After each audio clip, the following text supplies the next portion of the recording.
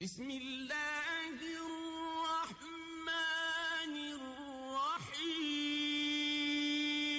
حضرت ابو قتادہ رضی اللہ تعالیٰ عنہ سے روایت ہے کہ رسول اللہ صلی اللہ علیہ وسلم جب مدینہ منورہ تشریف لائے تو پوچھا کہ برا ابن معرور کہاں ہے؟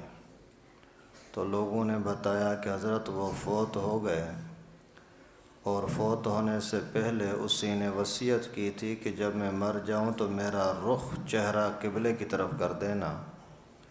تو پیغمبر کریم صلی اللہ علیہ وسلم نے فرمایا اس نے بہت اچھی بات کی، یہی اسلام کا حکم ہے۔ پھر پیغمبر کریم نے صحابہ سے فرمایا چلو مجھے دکھاؤ کہاں ہے اس کی قبر۔ اس کو جا کر کے دکھائی گئی پیغمبر کریم کو کہ یہ قبر ہے، تو اللہ کے نبی صلی اللہ علیہ وسلم نے وہاں پھر جنازہ پڑھا۔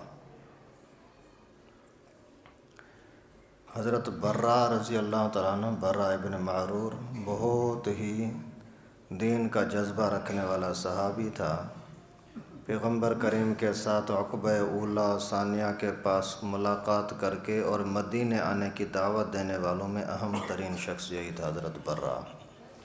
لیکن اتفاق ایسا ہوا کہ پیغمبر کریم صلی اللہ علیہ وسلم نے مدرسہ تو کھول دیا یہاں مدینے میں، اور صحابہ کرام بھی ہجرت کر کے آ گئے۔ اللہ کے نبی صلی اللہ علیہ وسلم بعد میں آئے تھے، جب تک پیغمبر کریم پہنچے تب تک وہ فوت ہو چکے۔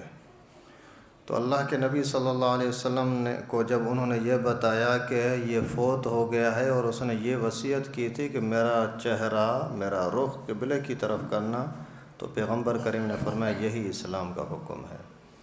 آج بھی یہی حکم ہے کہ میت جو بھی آپ قبر میں رکھتے ہو یا گھر میں بھی جب تک نہلانے شہلانے کا انتظام ہو تو کوشش کریں کہ اس کا رخ قبلے کی طرف ہونا چاہیے، اور قبر کے اندر بھی مٹی کی لیول ایسی کریں کہ اس میت کا سینہ اور چہرہ تھوڑا قبلے کی طرف لیٹا ہوا ہو۔ اکثر لوگ اس چیز کا خیال کرتے نہیں ہیں، یہ لازم ہے۔ یعنی قبر کی بناوٹ ہی ایسی کرے، اگر چہرہ تھوڑا سیدھا ٹیڑھا ہو سکتا ہے قبلے کی طرف تو ٹھیک، نہیں ہو سکتا تو پوری باڈی کو ہی تھوڑا سا، یعنی الٹے طرف سے تھوڑا سا مٹی اوپر ہو اور سیدھے طرف سے نیچے ہو تو خود قبلے کی طرف رخ ہو جائے گا۔